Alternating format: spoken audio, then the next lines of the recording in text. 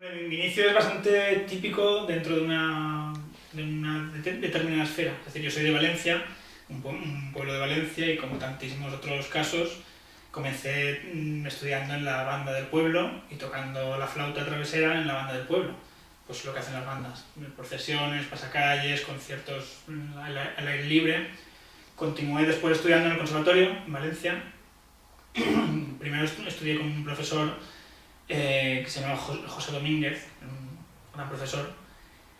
Cuando acabé ya la carrera en el Conservatorio de Valencia, después estuve estudiando en Madrid con Antonio Arias, que fue muchísimos años solista de la Orquesta Nacional. Y ya cuando acabé de estudiar con Antonio Arias, estuve estudiando con Vicens Prats en París. Bueno, estudiaba ya libremente con él, es decir, que yo iba persiguiendo a Vicens por ahí donde estaba, París o en donde iba haciendo cursos. Y nada, y ahí fue el salto como flautista profesional.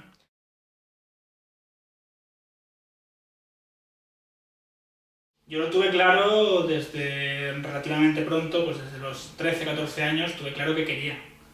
Y bueno, ya fue un camino hasta que al final lo conseguí. Yo llegué a la Sinfónica de Sevilla en el año 1995. Y llegué primero un año sustituyendo a un flautista que estaba ese año fuera como flauta tutti. Tuve un año de flauta tutti. Cuando acabó ese año, acabó mi contrato, pero inmediatamente hubo otra baja y la volví a cubrir yo como flautista y como flautinista solista de la orquesta, que es un puesto ya muy específico dentro de la orquesta. Estuve en ese puesto, ya conseguí la plaza, estuve en ese puesto pues unos 6, 7 años más, y finalmente en los últimos años estuve ocupando el puesto de flauta solista de la orquesta, que es otro puesto muy parecido pero también bastante específico.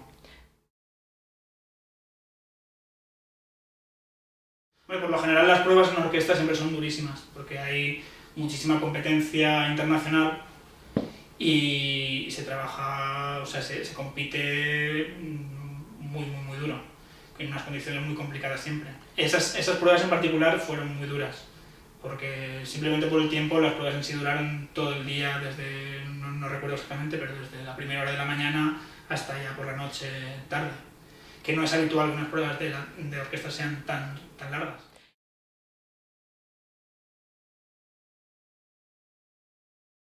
La preparación psicológica es muy importante, pero para tener una preparación psicológica correcta, lo primero es tener una preparación técnica correcta, es decir, tener la seguridad de que uno va lo mejor preparado posible dentro de sus capacidades, ¿no? Entonces, uno tiene que estar muchísimo tiempo trabajando constantemente en la dirección correcta, en lo técnico, para después tener una seguridad en una confianza en uno mismo, en las posibilidades de uno mismo de competir. Y hay que tener en cuenta también que lo normal en cualquier prueba de ese nivel es que no se gane.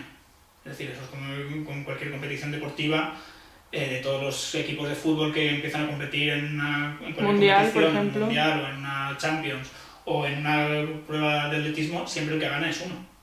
Eso quiere decir que todos los demás no ganan. Y eso es lo normal que ocurra. Entonces hay que estar preparado para que eso pase y que es una parte del proceso. Hombre, pues yo por lo que recuerdo, sobre todo de relajación, porque fue una maratón, una auténtica maratón, esa prueba en concreto. Cuando he ganado otras pruebas ha habido un poco de todo. Ha habido veces que cuesta menos y lo consigues, ha habido veces que crees que vas mejor y no lo consigues, en fin, hay todo tipo de situaciones. Pero en ese caso en concreto yo recuerdo como alivio de, bueno, ya se ha acabado y además ha acabado bien para mí. Y nada, a partir de ese momento tenía un trabajo fijo.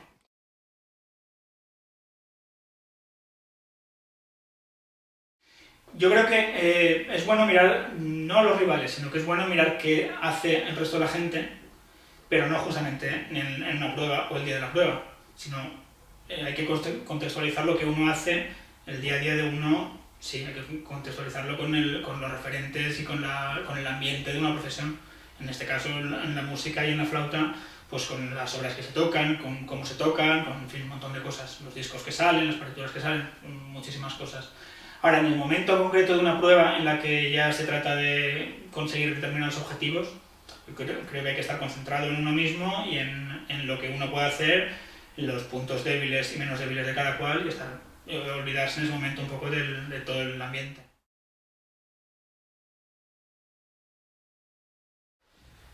Bueno, sí, hay una aparente legalidad, más o menos. O sea, normalmente casi siempre, suele haber unas pruebas abiertas, más o menos, con concurrencia pública, pero bueno, en un mundo tan cerrado y tan exclusivo, tan específico, hay mucho lugar para el amiguismo, para el intrusismo, para un poco de todo. Hay que tener en cuenta que el trabajo en una orquesta es un trabajo que en parte es muy técnico, pero en una parte muy importante también por el tipo de trabajo. Pues se trabaja día a día, codo a codo con otra gente, depende mucho de lo personal. Entonces no es raro y hasta cierto punto es comprensible que un alumno de determinado profesor, si el profesor está en un sitio, tenga cierta debilidad o preferencia por alguien, porque si alguien ha estudiado conmigo 15 años, pues evidentemente algo tiene mío, ¿no? Entonces se producen filtraciones innecesarias. ¿Hasta qué punto son legales o legítimas o no? Eso ya es muy relativo de cada caso. Pero en fin, sí que